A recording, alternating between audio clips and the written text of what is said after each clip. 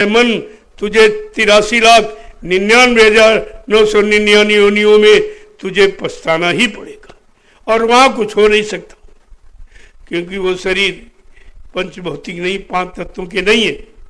जो पक्षी का है और जानवरों का, जंगली जानवरों का, पशुओं का, कीड़े मकोड़ों का शरीर तो वो भी है, लेकिन उनमें भी जीवात्मा है, लेकिन वो कोई 1 तत्व का, कोई 2 तत्व का, कोई 3 तत्व का, कोई 4 तत्व। ये मनो शरीर आपका पंचभौतिक, ये तन एक ही है। वो काल ने बरमाने के लिए कहा स्त्री तन पुरुष तन कह दिया। अरे शरीर तो एक ही है, और शरीर में समय की कुछ उसने कोई फर्क नहीं किया, केवल थोड़ा सा अंतर कर दिया और उसी अंतर में स्त्री पुरुष में फंस गई और पुरुष स्त्री में फंस गया। अब वो निकलना मुश्किल है, और वो भी गंदगी में फंस गया। आंख कान नाक मुंह में नहीं फंसा, गंदगी में।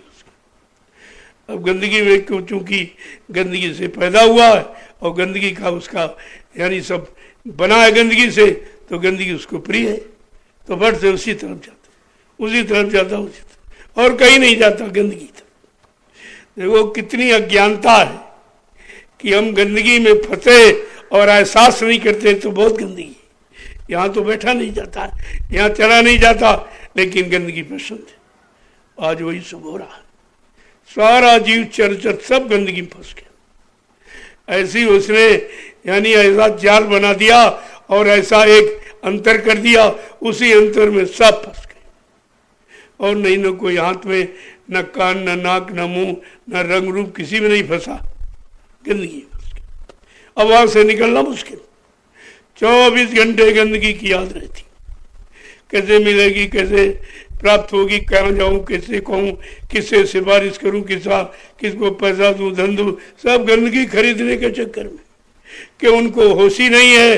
ये तो गंदगी, ये तो मनमूत्र है। यहाँ कहाँ शुद्धता, यहाँ कहाँ निर्मलता, यहाँ कहाँ पवित्रता। लेकिन यानी पुरानी उसने आदत बना दी ऐसी कि इसके अलावा तुम कहीं फंसोगे नहीं, और फिर इससे निकल नहीं पाओगे, गंदगी से आप निकल नहीं पाओगे।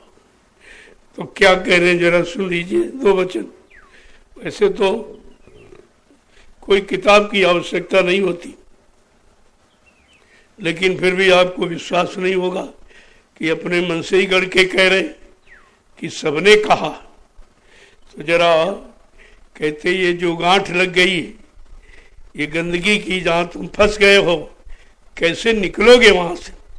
तो क्या कह रहे हैं कि गुरु बिन ग्रंथि सुरति कौन छोरी, गुरु बिन ग्रंथि सुरति कौन छोरी, गुरु बिन ग्रंथि सुरति कौन छोरी, गुरु बिन ग्रंथि सुरति कौन छोरी। अब देखो साधन बता दिया, बिना वक्ते गुरु, समय के गुरु के ये गांठ कोई खोल नहीं सकता, किसी को नहीं मालूम है। और माया ने इतनी मजबूत लगा दी, अब भोगों का छींटा, जैसे गांठ लगाओ और पानी में भिगो दो और मजबूत हो जाती, ऐसे उसने गांठ भी लगा दी और भोगों का छींटा डाल दिया। अब वो जीव के बस की बात नहीं जो खोल ले, क्योंकि उसने तो फंसने के लिए बनाई, तो खुलने का रास्ता तुमको थोड़ी देगा। ये तो संतों की दया हुई, उन्होंने खुलने का रास्ता आपको दे दिया। क्या कह रहे हैं कि युगन युगन से भटक रही है, युगन युगन से भटक रही है, युगन युगन से भटक रही है, युगन युगन से भटक रही है। कोई न शब्द संग जोरी, कोई न संग जोरी, कोई न शब्द संग जोरी, कोई न शब्द संग जोरी, गुरु बिन सुरति ग्रंथि कौन छोरी। गुरु बिन ग्रंथि सुरति कौन छोरी। पहले ये गांठ आज की नहीं है, युगों युगों से, जब से यहाँ पर आई है जीवात्मा मृतलोक में, तब से काल ने ये गांठ लगा दी कि बड़ी मुश्किल में प्रार्थना करके, तपस्या करके ये सुरतों का जो मतलब यानी खजाना मैंने प्राप्त किया है। अब इसको किसी तरह से हम निकलने नहीं देंगे। तो अब वो फंसाने का उसने जाल बनाना शुरू किया। पहले कोई कर्म नहीं था, सुरतें जीवात्मा आती थी चली जाती थी, आती चली जाती। उसने सोचा हमारी तपस्या का मतलब क्या, मैंने हजारों वर्ष सत्पुरुष की तपस्या की और ये वरदान में हमको ये जीवात्माओं का भंडार मिला है।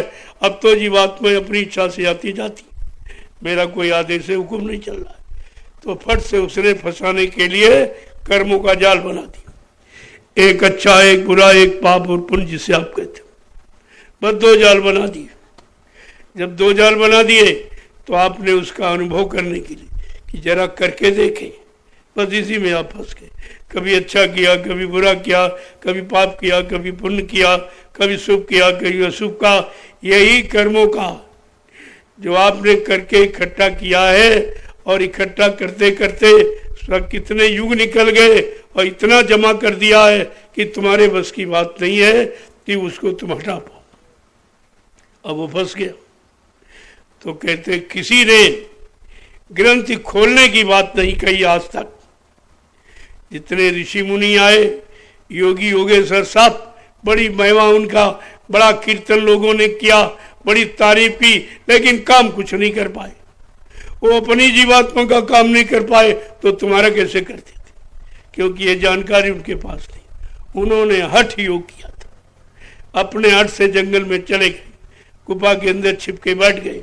तो इससे क्या होने वाला, जब तक कोई बताने वाला, कराने वाला नहीं मिलेगा तो ऐसे छिपने बैठने से कोई काम थोड़ी चलेगा। और बेचारे वो वहां जाके फंस गए, गृहस्थी में फंसे थे, यहाँ से निकले तो वहां फंस गए गुफा में।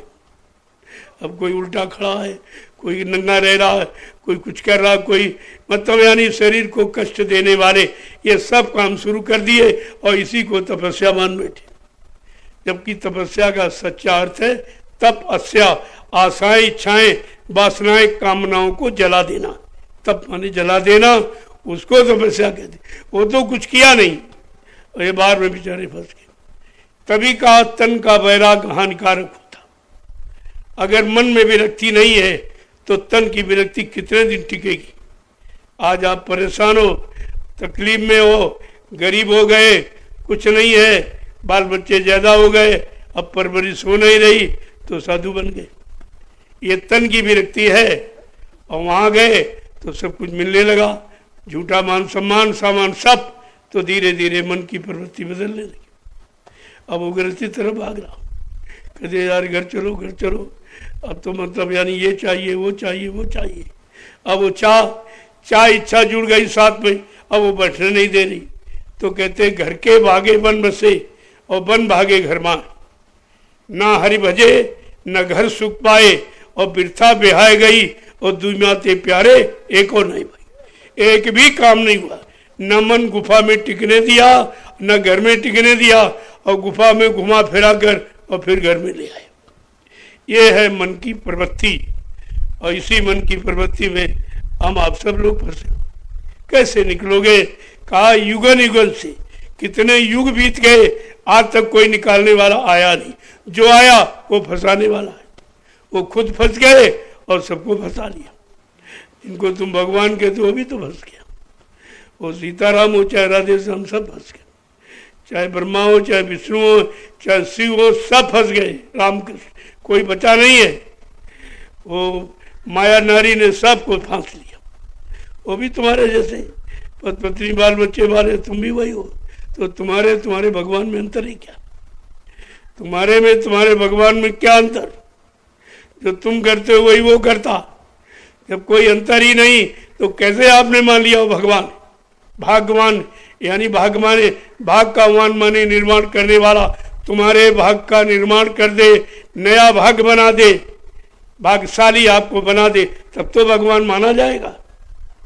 तो आगे देखो क्या कह रहे हैं, एक एक सत्य पर विचार करिए आप, तब आपकी समझ में सब आ जाएगा कि महापुरुषों ने किस तरफ इशारा किया।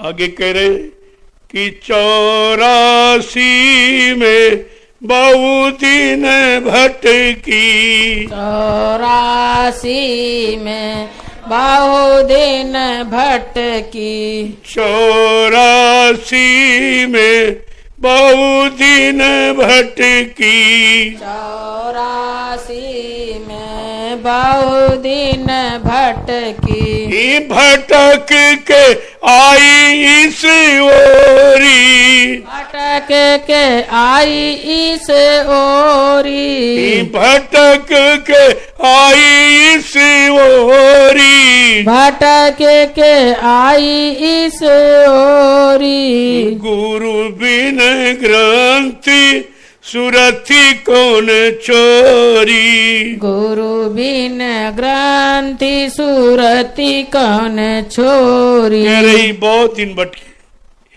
एक जगह नहीं 84 शरीरों में, उनमें भी कई प्रकार है।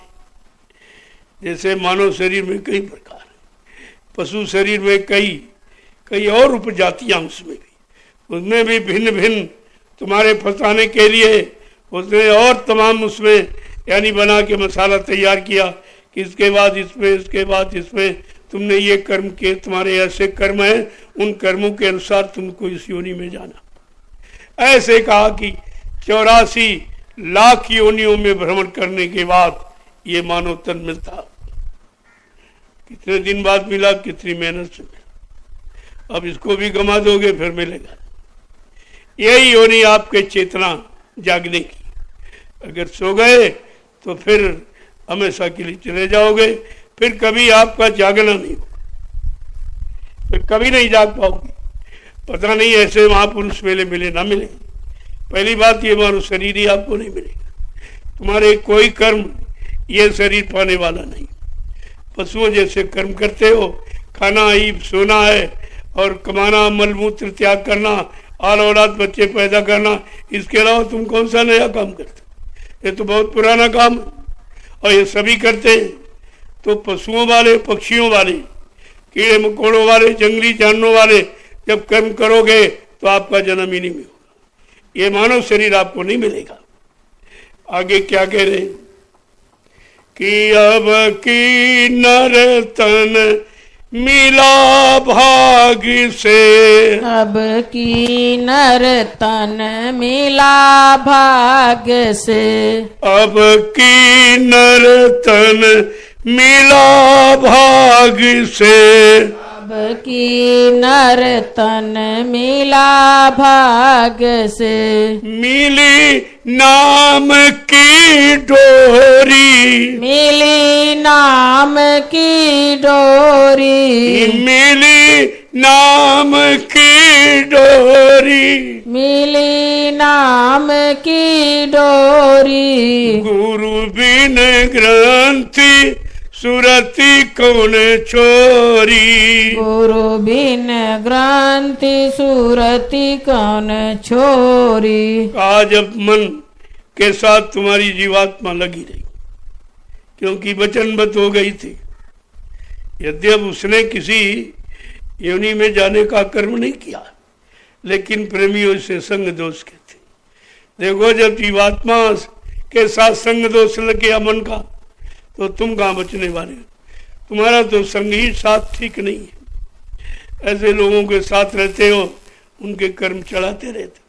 कोई प्रेम से बोल दिया और सम्मान कर दिया, कुछ सामान दे दिया, तुम समझते रहे बड़ा हमारा आदर कर रहा, आदर नहीं कर रहा, वो तुमको फांस रहा है।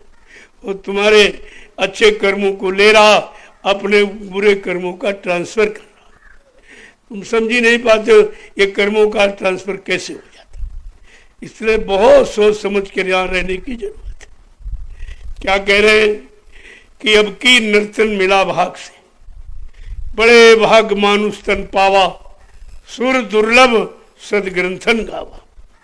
और इतना नहीं, कहते नर्तन सम नहीं कौन्यू देही, और जीव चराचर याचती, नर शरीर के मुकाबले में कोई शरीर नहीं। चराचर में देवी और देवता और ब्रह्मा विष्णु महादेव और राम और कृष्ण ये सब कामना करते एक बार, यानी मतलब मृत्यु लोक मंडल में मानव तन मिल जाए और मानव तन के जानकार संत महात्मा फकीर मिल जाए और उनकी दया हो जाए कि वो नाम दे दे। नाम आधार मेरा है, नाम डोर शब्द डोर पकड़ा दे तो मैं अपने घर चली जाऊंगी, फिर यहाँ कभी नहीं आऊंगी। ये यात्रा कामना सब करते और आपको मिला तो आप कहाँ लगाए हो? अरे नर्तन तो करोड़ों को मिला हुआ, लेकिन जागे कितने? होश में कौन है? नर्तन का मतलब क्या, अर्थ किसने जाना? न राजा ने न रैयत, किसी को नहीं पता। सब बेहोश एकदम पड़े। इतनी बेहोशी है, भोगों की प्रगाढ़ निद्रा में एकदम सो गए। कोई समझ में बात नहीं आती। संत महात्माओं के वचन उन पर कोई असर नहीं करते, इतने वो चिकने घड़े। इतना पाप लिपट गया, बिल्कुल चिकना गहा कि सत्संग वचन का एक बूंद बचनों का टिकता नहीं। आगे देखो क्या कह रहे। नर्तन तो मिल गया और सबसे महत्वपूर्ण बात कि नाम की डोरी मिल गई, आप नामदान मिल गया। यह सबसे महत्वपूर्ण कि समय का नाम, समय की नाम डोर मिल गई और जल्दी से पकड़ो, अपने घर की तरफ चल पड़ो। यह भी नहीं मिला किसी को। शरीर तो सबको मिला, लेकिन नाम डोर नहीं कोई दी। ये देने वाला कोई था ही नहीं। तो नाम को जगाया और सिद्ध किया और कहा जल्दी से सबको दे दो, सबको पकड़ा दो। अगर तुम मजबूती से पकड़ लो तो अपने घर की तरफ चल पड़ो। लेकिन तुम्हारे हाथ में बहुत पकड़ है। कहीं काम पकड़े, कहीं क्रोध पकड़े, कहीं लोभ पकड़े, कहीं अहंकार, कहीं ईर्ष्या। ये सब पकड़ तुम्हारी तो ये है। तो नाम डोर कैसे पकड़ोगे जब हाथ खाली नहीं?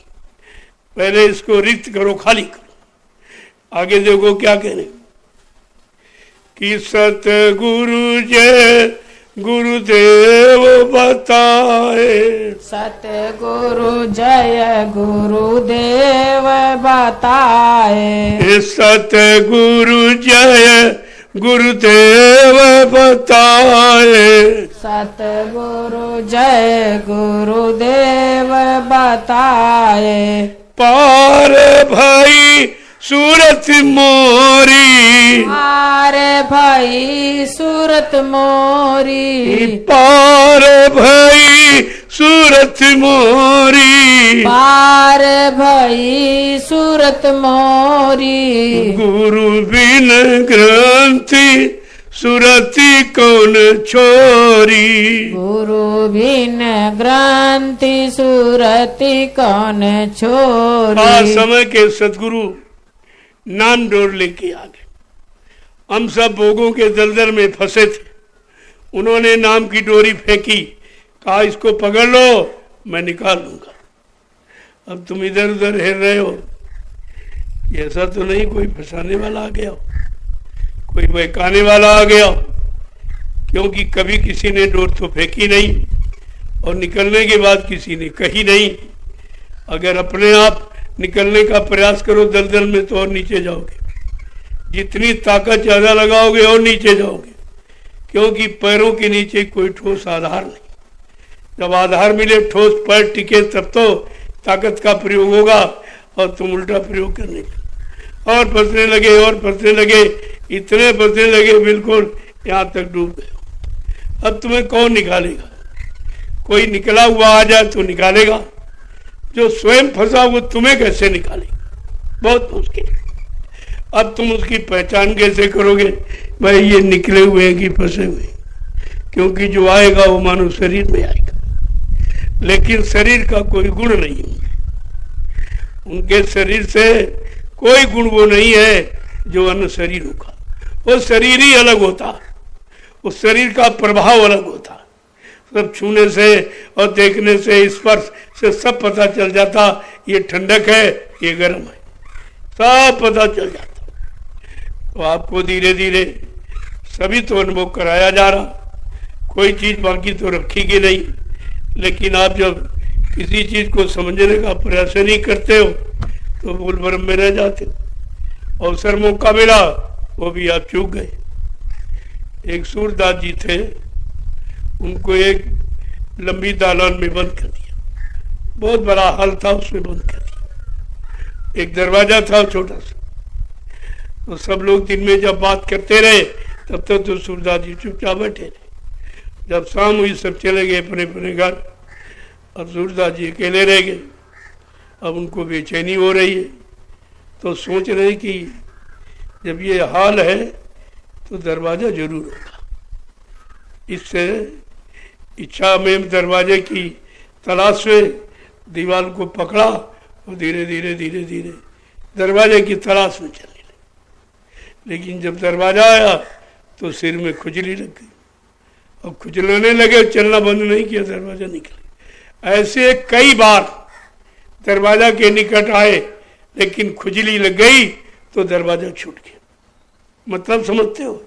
इसी तरह ये संसार एक लंबा दालान है और इसमें आपको बंद कर दिया गया और भोगों की खुजली आप में लगी हुई, वो आपको दरवाजे पर टिकने नहीं दी। और दरवाजा ये दरवाजा है, यहाँ पर आपको जाने ही नहीं देती। इस दरवाजे पर अगर जाना सीख जाओ तो फिर जाने में कितनी थी तो फट से निकल जाओगे। लेकिन यहाँ तक पहुँचना बड़ा मुश्किल है, क्योंकि यहाँ तक पहुँचने में बाधा डालने वाले नीचे बहुत हैं, बहुत रोकने वाले कदम कदम पर। काम रोक रहा, क्रोध रोक रहा, लोभ अहंकार ये तो रोक ही रहे, इसके साथ साथ मोह और ममता तुमको घेरे है, भोगों की खुजली तुमको परेशान किए हुए। तो ये बताओ तुम निकलोगे कैसे, जब सब जगह फंसाने वाले चारों तरफ खड़े। अब तुम उस घेरे में हो, घेरे से कैसे निकलोगे? और तुम्हारे में स्वयं ताकत है नहीं कि तुम उनसे यानी हाथ छुड़ा के निकल जाओ। तब कहा तुम्हें समृद्ध सहयोग की आवश्यकता, कोई ऐसा सहयोगी मिल जाए जो तुम्हारा ये काम युगों युगों का भूला बिछड़ा ये काम तुम्हारा पूरा करे। कहा कौन है? कहा सतगुरु दया करे जब तुम पर, जब वो तुम्हारे पर दया करे और वो दया करके आ जाए, कोई बुला तो उनको सकता नहीं, उनसे कोई काम ले सकता नहीं, उनको कोई जल्दी पहचान सकता नहीं और उनको जबरदस्ती यहाँ से कोई भेज सकता नहीं। ये सब बातें जब याद रहेंगी तब आपको उनके विषय में कोई शंका नहीं कि उन्हें कोई यहाँ से भेज नहीं सकता। जो अपनी इच्छा से आए और काम करके अपनी इच्छा से जाएंगे। तभी आपको बताया गया, बाबा जी ने क्या कहा ना मुझे कोई मार सकता, ना मुझे कोई धोखा दे सकता, ना मुझे कोई धन दौलत सामान से खरीद सकता। मैं काम करने आया हूं, मैं अपना काम करके ही जाऊंगा। अगर जरूरत पड़ी तो इसी शरीर में 400 वर्ष तक रहूंगा और काम करके ही जाऊंगा। फिर भाई शंका किस बात? अब महापुरुषों के बारे में कोई जानकारी तो है नहीं। कभी ऐसा अनामी महाप्रभु कभी यहाँ आया नहीं जो लोगों को पहचान होती कि जिनका कुछ लिखा पढ़ी भी प्रमाण मिल जाता, तभी तो उनको अपना प्रमाण देना पड़ा। भाई मैं किस काम के लिए आया हूँ और कौन सा काम करके जाऊंगा, ये सब बताया, लेकिन किसी की समझ में नहीं आई। सब बताया, ऐसा नहीं कहा मैं परिवर्तन करने आया हूँ और परिवर्तन करके ही जाऊंगा, ऐसे में जाने वाला हूं नहीं और मुझे कोई भेज सकता नहीं। कहा वो गांधी महात्मा तो चूक गई, जो तुम महात्माओं की बात लागू कर